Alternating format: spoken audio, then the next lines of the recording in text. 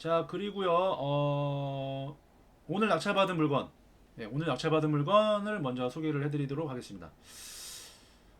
자, 이 물건은요, 경기도 성남시 분당구 구미동에 있는 빌라입니다. 빌라예요. 자, 빌라 왜 자꾸 낙찰받느냐? 이유가 있습니다. 이유가 있고요. 자, 이 빌라 사진부터 볼게요. 자, 현관문은 이렇게 생겼고요. 1층이에요. 1층. 자, 입구가 이렇게 생겼습니다. 근데 뭔가 약간 좀 느낌이 다르죠? 아까 제가 처음에 말씀드렸던 이 빌라랑 다르죠? 요거 보시면 더 다르실 거예요. 뭔가 잘 정돈된 느낌이 들지 않습니까? 정돈된 느낌? 그리고 분당 구미동에 있다? 뭔가 일반 빌라 같지 않은데? 자, 이거 보니까 예사롭지 않다 이런 느낌 들죠? 좀 고급 빌라 느낌이 들죠, 아무래도. 자, 위치를 볼게요.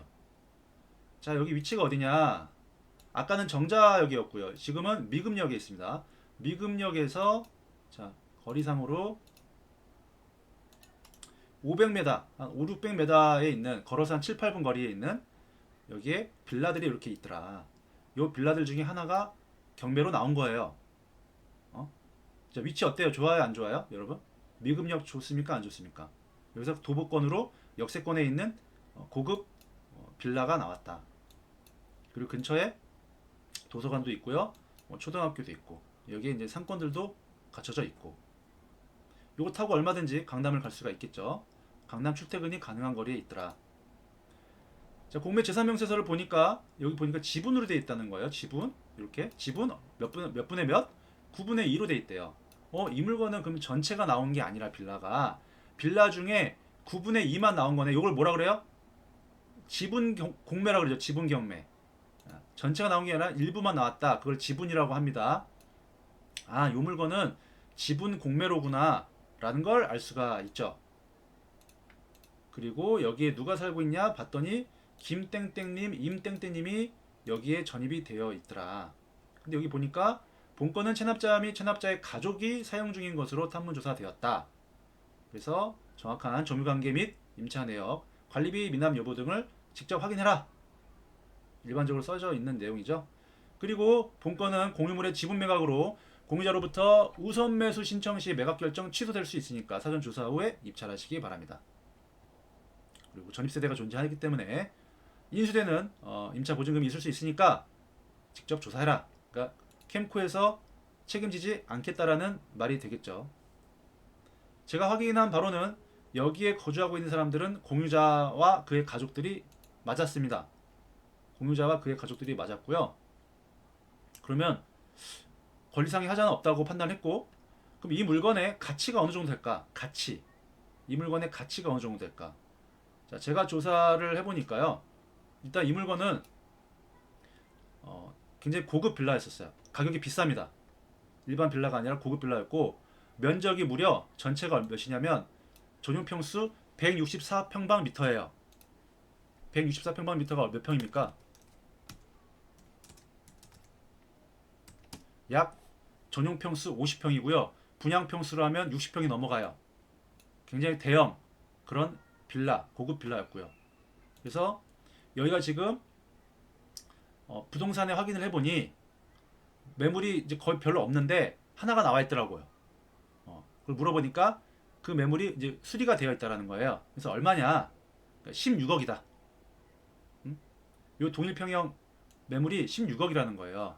대신에 그거는 수리가 되어 있다. 그럼 얘는 저는 일반적으로 수리가 안 되어 있다라고 판단하는 겁니다. 수리가 안 되어 있다. 그리고 그 호가기 때문에 얘가 16억에 팔릴지 안 팔릴지는 아직은 알 수 없는 거예요. 그냥 매물이 하나 나와 있는데 16억이다. 그럼 대략 수리된 물건이 16억에 나오고 있네? 라는 걸 알 수가 있잖아요. 그리고 전세를 물어봤더니 한 8억 정도 한다. 절반 가격.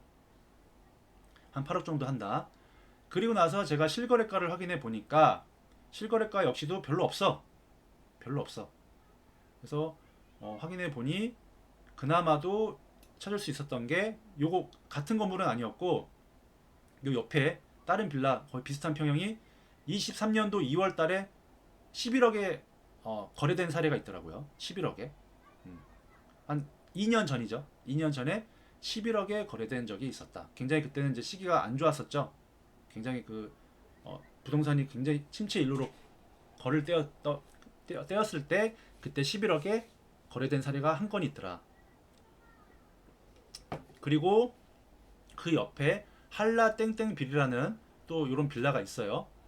그게 얘보다 작은 평수 133평방미터가 가장 최근 지난 5월달 올해 5월달에 얼마 14억에 거래된 사례가 있더라. 14억에 얘보다 작은 평수가 14 한 10평 정도 작은 평수가 14억에 거래된 적이 있더라. 그렇다라면 지금 올 수리된 게 16억에 나왔다라는 게 터무니없는 금액은 아니구나 라는 생각을 했고요.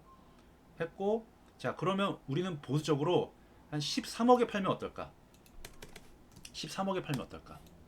요걸 전체를 그렇게 접근을 했어요. 보수적으로. 왜? 지금 아시다시피 뭐 부동산 시장이 안 좋다 보니까 우리는 저렴하게 한 13억으로 잡아보자. 13억으로 한번 잡아보자.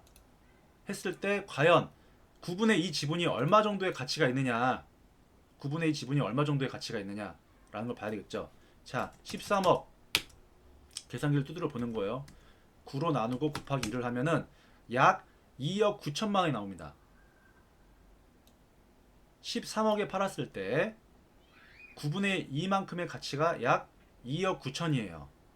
그러면 나는 얼마를 쓰겠냐? 1억 9천 언더를 쓰겠다라는 거예요. 최저가 1억 8천에서 1억 9천 사이를 쓰겠다. 그러면 양도 차익이 세전으로 1억이 나죠.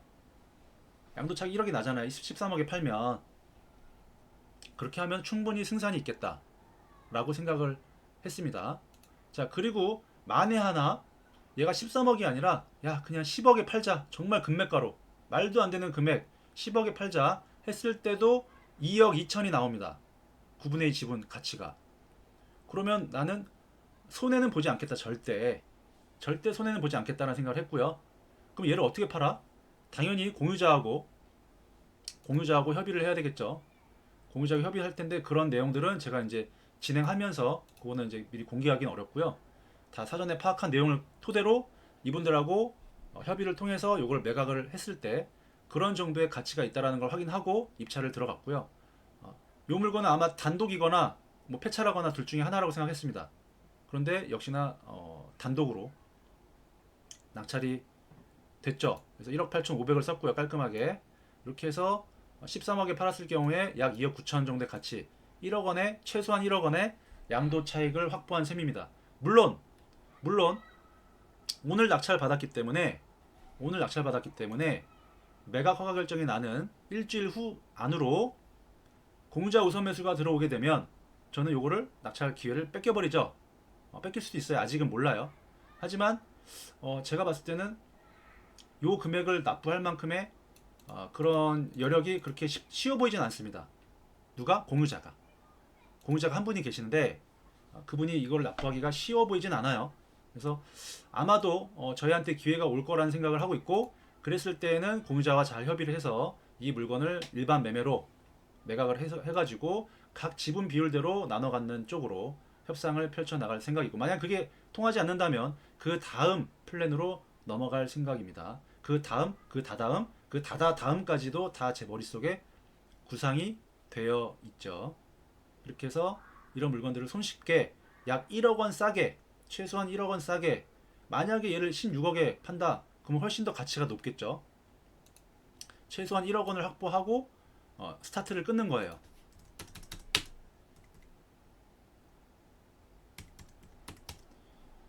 이걸 16억에 판다. 우리도 좀 수리를 해가지고 16억에 판다면 약 3억 5천의 가치가 있거든요. 그렇게 되면은 거의 1억 7천 만원의 차익을 기대할 수가 있는 거죠. 여러가지 하여튼 그런 것들을 저는 이제 하나씩 단계적으로 접근해 나갈 생각이에요. 이 물건이 왜 단독이 됐을까? 여러분 봤을 때는 괜찮지 않습니까? 이런 고급 빌라 한번 살아보고 싶지 않아요? 6, 70평 되는 방 5개짜리 이런 빌라에, 그리고 지금 어디에요? 분당에 있는 구미동에 미금역 역세권에 있는 이런 고급 주택에 한번 살아보고 싶은 이런 생각 들지 않으세요? 이런 주택을 물론 지분이긴 하지만 이렇게 저렴하게 또 단독으로 낙찰받을 수 있었던 거는, 자, 지분이라는 이유 하나, 그리고 요게 경매가 아니라 공매라는 이유 하나, 그리고 연말이라는 이유 하나, 그리고 지금 탄핵 전국이라는 그런 이유 하나, 그리고 이런 물건들은 대출이 어렵기 때문에 일반 소액 투자자가 접근하기 불가능하다라는 그런 점 하나. 자, 그런 것들이 맞물리다 보니까 제가 쓴 금액이 곧 낙찰가가 된 거죠. 그렇게 해서 저는 이 물건을 차근차근 진행해 볼 생각입니다. 방 5개 나오고요. 화장실 2개. 지분 물건. 자, 9분의 2 지분으로 뭘 할 수 있느냐? 소액 지분이어도요. 그 권한은 막강합니다. 여러분 뭐 제가 지분 강의도 하지만 소액 지분일수록 그 파워가 세다라는 거를 여러분들이 해보시면 아마 아실 거예요. 그래서 그런 것들 과정도 한번 앞으로 만약에 공짜 우선 매수가 안 들어온다거나 했을 때는 제가 이제 블로그에다가 그런 이후에 과정들을 한번 풀어드리도록 해볼게요.